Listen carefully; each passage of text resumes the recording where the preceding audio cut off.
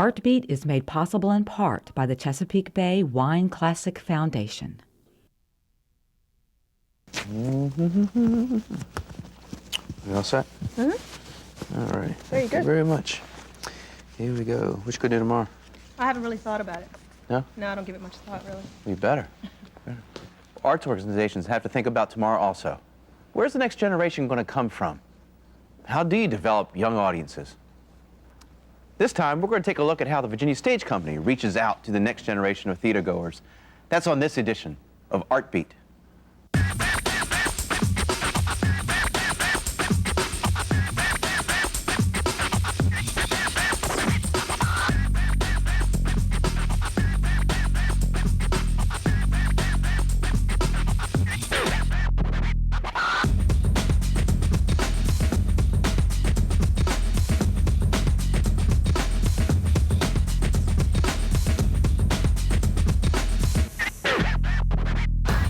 If you were running an arts organization, you'd be preoccupied with the here and the now, the things you have to do to sell the tickets and to fill the seats and pay the bills. And after you've satisfied yourself that you've done everything you could do to put your performance or exhibition in front of the public, you might stop to wonder about where the next generation of arts patrons is coming from. How do you make education a priority while maintaining your core mission to uplift, challenge, and to entertain? Hi, I'm Jeff Lindquist. On this program, we're going to learn how one local arts organization, the Virginia Stage Company, answers that question. The VSC takes its educational mission into the community and face-to-face with students, one school at a time. With me are Casey Sams and Marc Payne. Welcome. Thank you. Thank you. Casey, what exactly is Virginia Stage Company's outreach program, Theater for Kids? Theater for Kids, we have several different programs. The biggest is our touring program, where we take 2 shows a year and we go out to schools all over the Hampton Roads area in Norfolk and Virginia Beach, and sometimes as far away as Richmond, and do shows mostly for elementary school kids. Also some middle schools this year. We're hoping to branch out into high school next year. And we just take a show right into the school and set up in whatever kind of space they can give us, their cafeteranasium, and produce our show for kids, usually a group of about 200 to 300 at a time. It's great. Very good. Now, Marc, you're an actor. Yes. In the show that's going on now. Yes. The name of which is? Dreamkeeper. Dreamkeeper, yes. Okay. Yes. What's it like performing for kids? You have to have a lot of energy to perform for kids. I mean, I've loved it for like 4 or 5 years. And yeah, you really have to be on your toes, and you have to really know what you're doing and you know your stuff, because you can't lie to kids. They always see through everything, so. But it's a challenge. So they're not a very forgiving audience? No. No. You could say they're brutally honest. Yes, exactly, yeah. Yeah, and how long have you been with this production? Well, we started rehearsing back in, I think, January 10th. We came into rehearsal. So since January, yeah, 10th. Cool. Yeah. Well, very good. Very good. The focus of this spring's Theater for Kids project is the Dreamkeeper, which has only started to make the rounds of the regional schools. We're going to take a look now at how the most recent tour got started. Are you ready? These kids are excited. This is the world premiere of an original play. It's been in rehearsal for 3 weeks, and these students are the first live audience anywhere to see it. This is Coleman Place Elementary School in Norfolk. The performers are the Virginia Stage Company, and the play is called The Dreamkeeper.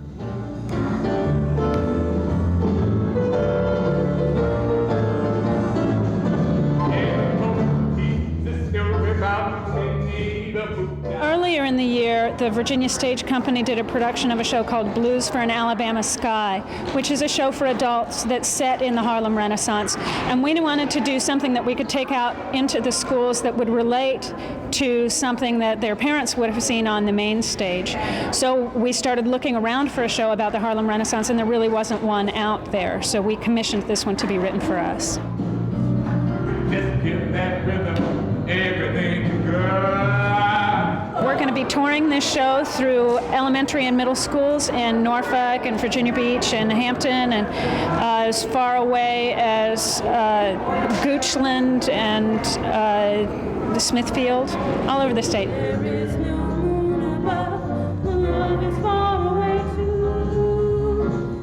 Coleman Place and Virginia Stage Company work together in the Partners in Education program. In this partnership, the Virginia Stage Company conducts workshops and performances at the school. In return, the students of Coleman Place Elementary get to see projects like this as they go on tour. It's a partnership that both sides value highly. We had our first performance. This is the first time anyone's seen this show. So we, Casey, myself, the sound designer, sat in the back and figured out what's wrong with it, basically. The audience told us a great deal. This is our adopted elementary school. We try out all of our programming here. It's a way that they can afford our programming, and it's a way to give us an audience that has a rapport with us. The exposure to theater is essential to the students. As an educator, I feel that way. It's something that the students don't normally see. It's not something that's usually in their homes, and it's a chance for students to see a different way of storytelling, and storytelling and reading is so important. The world I see. What do you mean? Look, kid, we heard you were slacking off with your assignment, and what my barbaric friend is trying to say is that we heard... It's important for us to develop new material, and if we just developed it and sent it out and not continued to grow it, we would not get the piece to where it needs to be. I can't overemphasize how much these programs mean to our kids. Just look at their faces. This is our opportunity to educate our future audiences, to expose these kids to the excitement of live theater. Maybe some of them will get interested in theater and want to do some of it themselves when they get a little bit older. It's really a way for us to get out into the community. So many of these kids have never seen live theater before. This is really our chance to share what we love with this part of the community. And share it they will. The Dream Keeper will be on tour throughout Virginia over the next several months. This is part of Virginia Stage Company's plan to educate the audiences of the future. For ArtBeat, I'm David Ferrero. The Theater for Kids has been around for about 4 years now, right? Mm-hmm. What other type of programming have they done in those 4 years besides the Dream Keeper? Well, our oldest programming is our student matinee series, where we bring in kids, high school, middle school, some elementary school kids to the Wells Theater, and they see some of the shows that we do on our main stage, our big shows. That program's been around probably the longest, probably 4 or 5 years. Then, of course, we have our touring program that has historically gone out to elementary schools, and that's Dreamkeeper is part of that. In our touring program, we've done shows like The Emperor's New Clothes. We did earlier this year with one of our characters in this production was deaf, so we included American Sign Language in the show. It was fun. Cool. And we did a show last year called Africa Explains that was a collection of African folk stories. That's some of the stuff we've done. The latest project that we're working on right now is a program called Critics Circle, where we're bringing high school kids who write the movie and art reviews for their high school newspapers, and we're bringing them into the Wells Theater along with their newspaper faculty person, and we're having a little round table with Charlie Hensley, our artistic director, to talk about the critical process and how they go about writing a review for theater, hopefully without biasing them too much. And then they get to see our shows, and then they'll go back to their home schools and they'll write their reviews and send a copy to us, and we'll disseminate all the reviews that are written to all of the kids that have been to the Critics Circle, so they get a chance to see what other kids are thinking. And we're going to do that for our next 2 main stage shows, Golf with Alan Shepard and Othello. So we're very excited about that. So not only a whole new generation of theater goers, but a whole new generation of theater critics. That's right. Oh dear. Well, hopefully educated theater critics. Now, as Director of Education, what do you do? Oh boy, I oversee these programs. I make sure that they're operating smoothly. When I get a chance, I go out into the schools and do after-school programs with the kids. I get to teach a little bit and play some games. I make sure we've got actors to do our shows. I make sure we have directors to direct them and designers to design them. And do you write? I have written some. I will be, it looks like I'm going to be writing one of the pieces that we'll be doing next year, so that will be fun for me. I've done some directing in the program as well. Now, you didn't write Dreamkeeper? No, a woman named Bea Boyd, who's from Texas, wrote this show for us. We decided to do Dreamkeeper when we picked the main stage season last year. We did a show earlier this year called Blues for an Alabama Sky that set in Harlem during the Harlem Renaissance. And we thought we wanted to do a show that would be more specifically for a younger audience, that would be about the Harlem Renaissance. So that's where we got the idea to do Dreamkeeper, and then we found somebody who really knew a lot about the Harlem Renaissance to write this show for us. So what were some of the, as this evolved then, how did you start it? I mean, you got the playwright, but then where did you go? Well, we went to the playwright and we told her that we were interested in a piece that would be appropriate for elementary and middle school age kids, that would be somewhere between 45 minutes and an hour long, that would involve 4 actors and a mixed race cast. And then we left her alone. And she came back to us at the beginning of this year with her first draft of the script. And then we kind of hemmed and hawed and went back and forth and figured out what was important in the educational content and how we could make it play.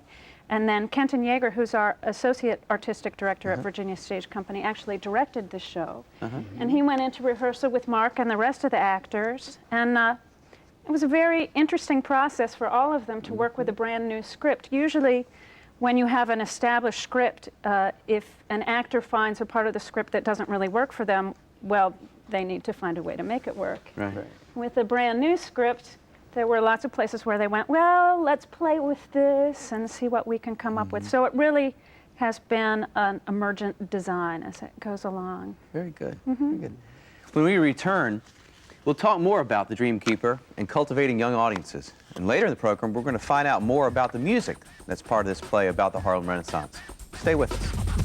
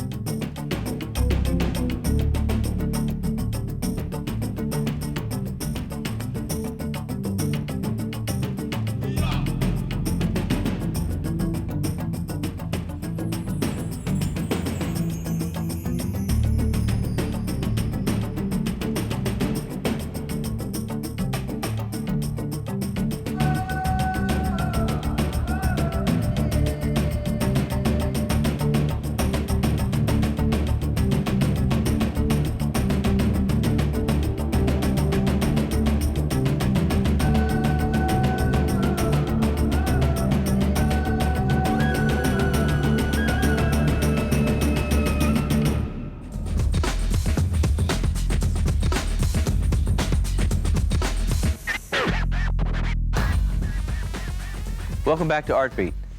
With us are our guests, Casey Sams and Marc Payne of the Virginia Stage Company. Now, we hinted a little bit about the theater for kids that's going to be touring around the Hampton Roads area. Tell me a little bit about the touring, and is it just going to tour in Hampton Roads? Mostly in Hampton Roads. We do have a few shows that go outside the area. We're going to be in Goochland, Virginia. Goochland. Yeah. A couple shows up on the Eastern Shore coming up. We're happy to travel further afield when we get the opportunity, but it's a fairly new program, and we really do try and stick pretty close to home. And when is this? How long will you be touring? Well, we started January 31st was our first tour date, and we tour through March 17th. March 17th. And are you doing one show? Do you just do one show a day?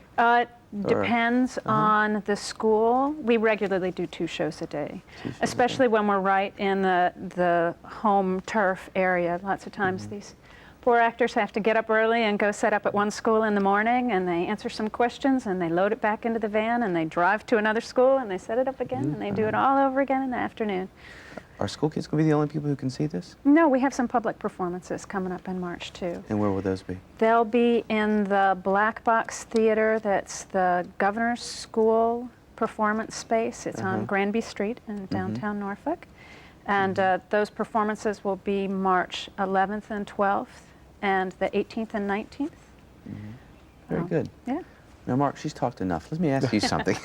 Sure. Tell me, you got the exciting part. You're the actor. Now, tell me about your role, this role that you're playing in The Dreamkeeper.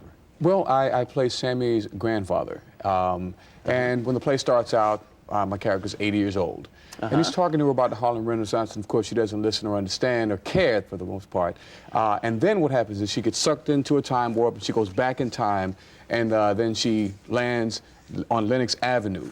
And the next scene we see the grandfather, younger grandfather, probably mid-20s, and he is the MC for this this club downtown in Harlem, or I should say uptown in Harlem, called the Old LaRue. And we do a little music, we do a little dance, we do a little poetry, and she just gets the opportunity to perform and to sing as a guest artist in this club, which she doesn't know that is going to happen. So she has the opportunity to sing a little bit too. So yeah, and we get the message out about Harlem and about the different things and philosophies that happened during that time, and so that she can learn her lesson, so to speak. And in the end of the play, I come back as old grandpa again, and you know, of course, she's shaking and a little crazy. Is that hard to do, to play the two ages? Yes, it's very hard to do because I find myself going from the old character. Actually, at the end, I'll play old grandpa, but I'll still be young grandpa because we've done all this dancing, all this music, all this other stuff. And so it's hard to make that transition because I come out in the beginning and I'm old, you know, and do my thing, and then at the end I have to come back again and to sort of revisit that character. So yeah, it's tough. Some days it's really rough. A lot of people always kind of dream about being an actor. You know what it takes to become an actor. How did you go about getting this role? Well, I had to audition. They had an ad in the paper for like I guess a general call for Virginia Stage Company, and I just happened to go there one day and I auditioned for Kenton Yeager, and he said, "Well, you know what? We have the education director might want to take a look at you for this other piece that they've got coming up." So I came back and then I met Casey, and I got to audition again and then read a little bit from the script. And of course, when they said that they were going to do like Minnie the Moocher and poems by Langston Hughes, I mean, they pulled me in immediately. So I was like, well, yeah, I want to do this, you know what I mean? So I was all juiced up and ready to go from the first moment I heard about this this piece, yeah. Now, how many actors are in this show? 4. 4. And who are the other actors? We have a woman named Jill Sanderson, who's originally from Alabama, and Ben Patch, who's from Arizona. And and Kim Bibbins, who's also a Norfolk local. So we're pulling them in from all over the place. Now, Marc, you're also a Norfolk local, also. Yes, and I understand. And I understand too that you had recently you performed for your former elementary school. Today. We did that. Yeah, I went to Larrymore Elementary School, and I haven't been to Larrymore since like 1979. And so it's been a long time. What was that like? It was really weird, man. It was weird because I hadn't been in the school in so long, you know, and when I was there, I was like, what, 13? And so the perspective has changed a lot. The building looks totally different than what it did when I was younger. Some things are gone, you know, some things are still there. The cafeteria is the same. Teachers? No. No. The 2 teachers that I had, both male teachers, I went around asking the other teachers if they knew these guys, and you know they've since retired. But yeah, I did go in there and asking about them. Yeah. But it was a good experience, man. We had a great time. Friends, kids of friends, or anything? Oh man, you know, like I said, I left. The last time I was in a Norfolk public school was when I was 13. So I went to Portsmouth after that. So, yeah, it was really weird. That's cool. Yeah, good. We had a great time though. We had a great show there. When we return, we're going to look behind the scenes to see how this play about the Harlem Renaissance that uses the music of the period as an important element goes on the road without a touring orchestra. Stay with us.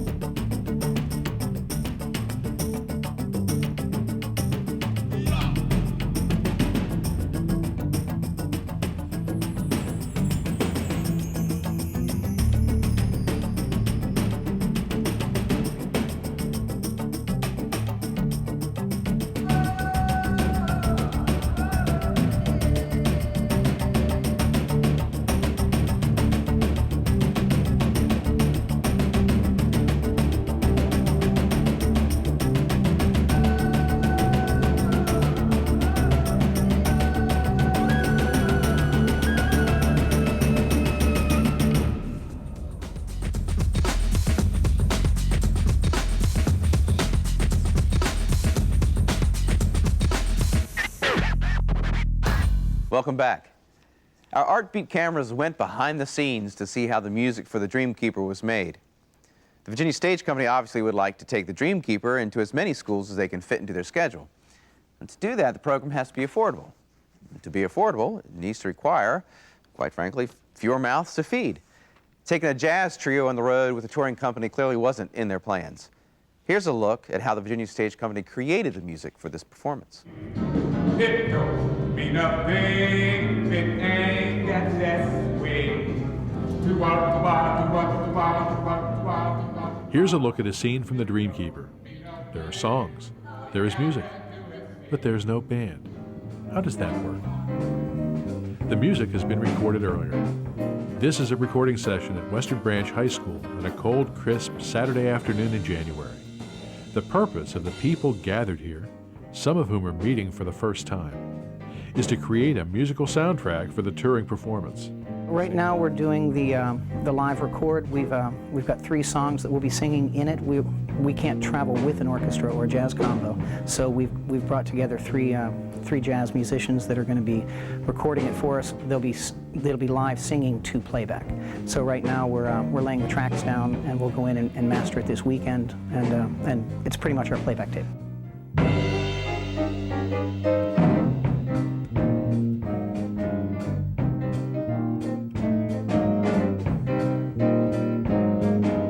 Musicians, bassist Greg Armijo and drummer Beth Lane, are local professionals that find themselves working on this day with Western Branch High School music director Chris Titko.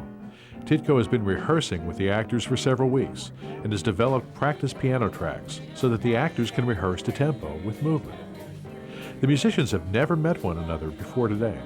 In fact, they haven't even seen the music until this recording session. That's why they're called professionals. Yeah, I just have to, I'm just holding this over is what it's all Yeah, but then I was jumping on the end of one. Yeah. Which is, Oh, that's okay, that'll work. you're not there. Because I guess it, type of Yeah, You know what, I think I'm gonna change mine. I'm gonna change mine to a quarter. Can we try it? Just the intro? Yeah. 1, 2, 1, 2. The play is not a musical per se. It is about music in that era. So without the music, you don't really get a feel for what the era was about. And so we decided we'd take 3 tunes that sort of told us a lot about that era and use those in the show. We brought the actors in to just pretty much bring the energy into the room. We're not looking to record the actors. In fact, we run tape once with the actors just to get the energy, to get the pacing, to make sure that the musicians who have never really worked this before, they all pretty much met today and have a real clear understanding of what we're trying to do with this piece.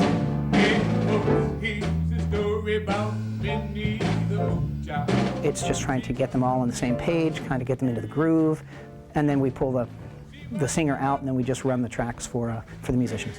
1, 2, 3.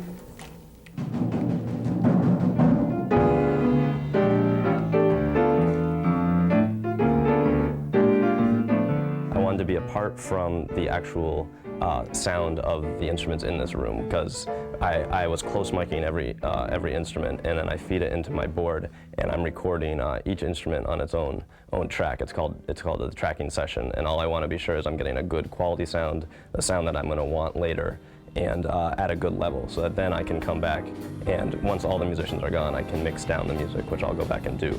And so if I want a little more piano, I can add a little more piano. If I want, less kick drum, I can take out some kick drum. I can also alter the sounds once we have it to tape. A couple takes, some notes, some rehearsal, and the tracks are recorded and ready to mix. Anytime you get pros together who don't know each other, you have to see if you can have a good working relationship or not.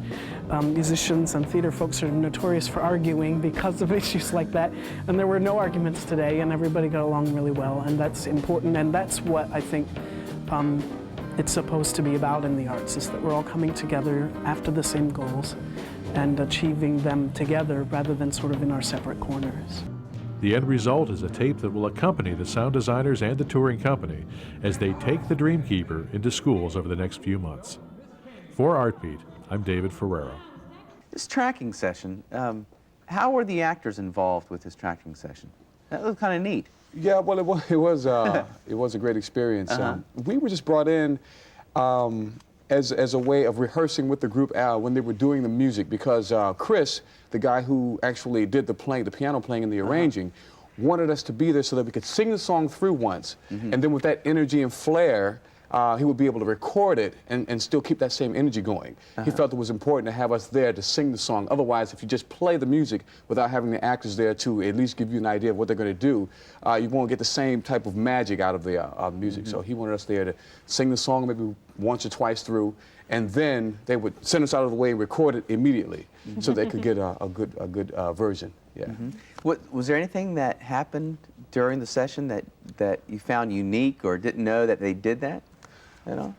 A lot of improvisation. Really? As far as as far as different sounds. And see, they would play the tune first, and then when one of us would get out there and sing along with them, they would find something different. So they would add a little something here or take away something there just to make the whole thing gel together. And I think that was the first time that those three people had gotten together to play, was that first day. So they got together and practiced maybe an hour or so. And then they just brought us in and they started recording, yeah. Wow. And so it was... it sounds fantastic. Yeah. And it turned out great. Yeah. That's it for this edition of ArtBeat. Be with us next week when we'll go to the Virginia Opera and learn about the premiere of a new children's opera. That's next week on ArtBeat. Till then, I'm Jeff Lindquist. Take care.